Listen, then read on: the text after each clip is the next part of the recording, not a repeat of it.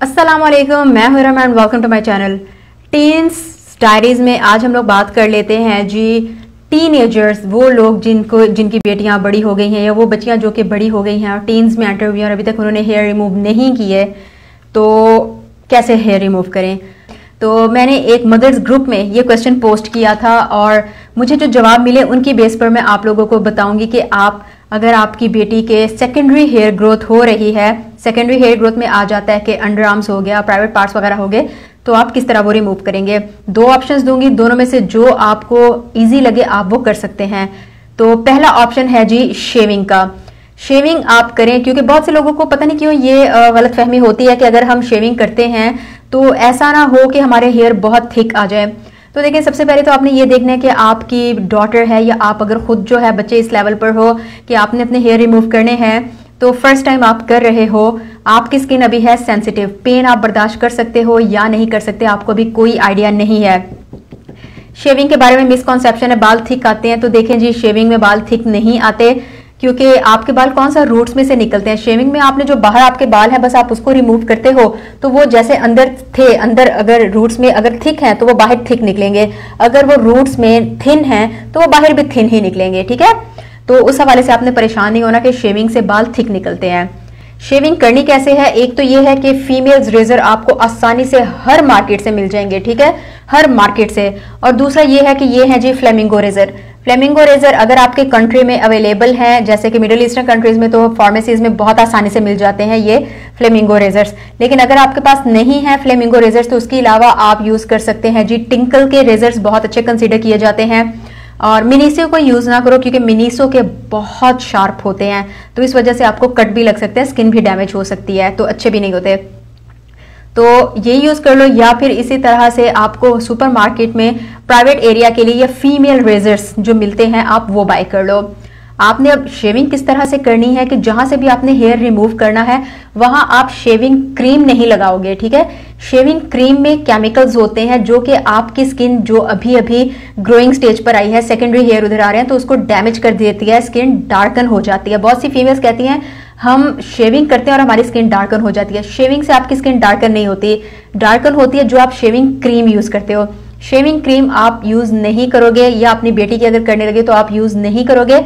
आपने यूज करना है या तो आप एलोवेरा जेल वो यूज कर लो, या फिर आप कोई भी ऑयल, चाहे ऑलिव ऑयल है, चाहे बादाम का तेल है, चाहे कोई भी ऑयल जो आपके घर में अवेलेबल है। मस्टर्ड ऑयल नहीं, क्योंकि वो बहुत ज्यादा स्टिकी सा हो जाता है, अजीब सा हो जाता है। ऑलिव ऑयल हो गया, कोकोनट ऑयल हो गया, सेसमे ऑयल हो गया, या फिर आलमंड ऑयल, ये अप्लाई करो उस एरिया पर ताकि आपका एरिया भी सॉफ्ट हो जाए, आपके बाल भी सॉफ्ट हो जाएं, ठीक है। और उसके बाद आपने अपने जो भी आपका रेजर होगा, फीमेल रेजर, उससे आपने अपने बालों को, जो बालों की डायरेक्शन होती है, जैसे अगर आपके बालों की ग्रोथ इस साइड को है तो आपने इस साइड को इसको यूं करके मूव करना है, ठीक है जी। क्योंकि अगर आप ऑपोजिट साइड पे करते हो तो उससे ये होता है कि आपके बाल इरिटेट होते हैं और फिर अंदर ही अंदर आपके बाल जो कहते हैं ना दो मुंह वाले नहीं, सॉरी, इनग्रोन हेयर, तो वो इनग्रोन हेयर का मसला इसीलिए होता है कि आप स्किन को अंदर से इरिटेट करते हो। तो इसलिए आपने हमेशा जिस साइड को आपके बालों की ग्रोथ है आपने उसी साइड को अपने बाल रिमूव करने हैं। बाल रिमूव करने के बाद आपने क्या करना है कि आप अपने एरिया को वॉश करो और उसके बाद मॉइस्चराइजर लगा लो। बॉडी मॉइस्चराइजर या बॉडी क्रीम्स अवेलेबल है मार्केट में, भरी हुई है, आप वो लगा लो। प्राइवेट एरिया के लिए भी आप इसी तरह से करोगे, लेकिन प्राइवेट एरिया पर आप मॉइस्चराइजर नहीं लगाओगे, कुछ भी आप नहीं लगाओ। प्राइवेट एरिया को आप वॉश करो, ड्राई करो और बस एज इट इज छोड़ दो, ठीक है। ये आपका हो गया तरीका जी शेविंग का।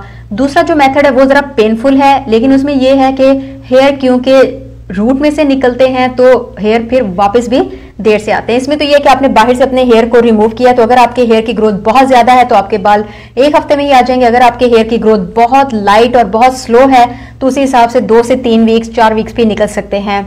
लेकिन दूसरी जो ऑप्शन है वो है वैक्सिंग, और वैक्सिंग में ये होता है वैक्स किसी भी टाइप की यूज कर लो, चाहे आप जो है हलावा वैक्स यूज करो, शुगरिंग कर लो।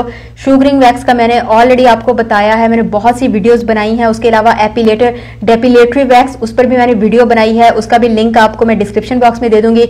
उसके अलावा हलावा वैक्स जो स्टोर बॉट मिलती है उसका लिंक भी मैं आपको डिस्क्रिप्शन में दे दूंगी, या फिर आप बीन्स वैक्स यूज कर सकते हो, रीका वैक्स यूज कर सकते हो। जो भी वैक्स आपके पास अवेलेबल है आप उसको यूज करो।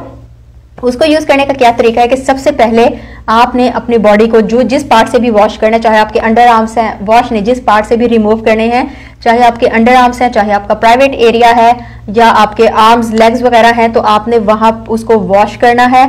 उसके बाद अगर पॉसिबल है तो आप करोगे जी उस जगह को स्क्रब के लिए आप क्या करोगे, 1 चम्मच चीनी में 1 चम्मच कोई भी ऑयल डाल लो, मिक्स करो और स्क्रब करो। उससे पता क्या फायदा होता है, उससे ये फायदा होता है कि डेड स्किन रिमूव हो जाती है और अगर कोई इनग्रोन हेयर है वो भी रिमूव हो जाएगी। जब डेड स्किन तो वो सारे हेयर बाहर आ जाएंगे और आप जब हेयर को रिमूव करोगे वैक्स से तो आसानी से आपके हेयर रिमूव हो जाएंगे।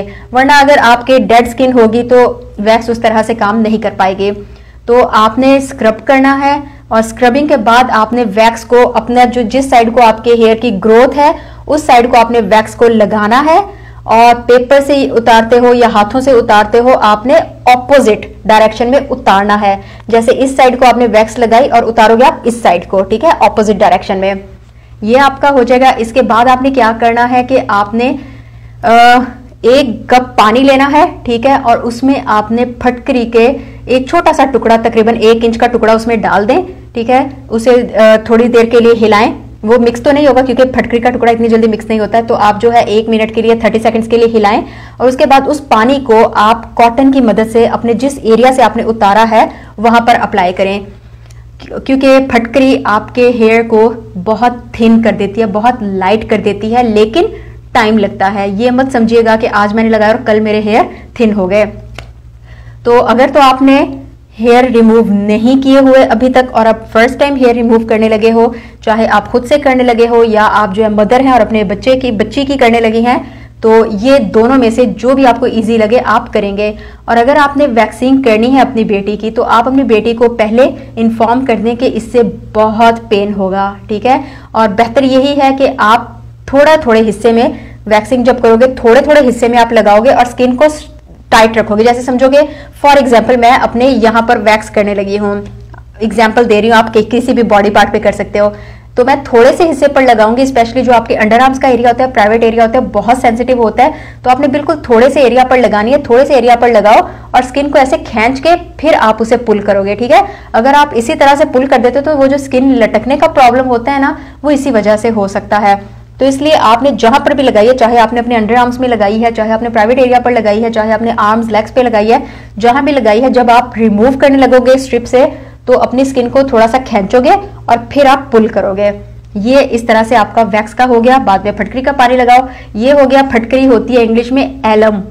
एलम अगर आपको पाउडर फॉर्म में मिलती है तो आप पाउडर ले लो। पाउडर आप ½ टीस्पून 1 कप में डाल लो, उसे मिक्स करो, मिक्स हो जाएगा। उसके बाद आप उसे स्टोर भी कर सकते हो किसी भी एयर टाइट बर्तन में, आप उसे एयर टाइट जार में स्टोर करके फ्रिज में रख लो आप, ठीक है। वो खराब नहीं होता, तो जितनी देर के लिए भी आप उसे रखो। तो ये तो थी आज की वीडियो। उम्मीद है आपको वीडियो यूजफुल लगी होगी। आपसे फिर मुलाकात होगी। दुआ में याद रखें, अपना ख्याल रखें। अल्लाह हाफिज।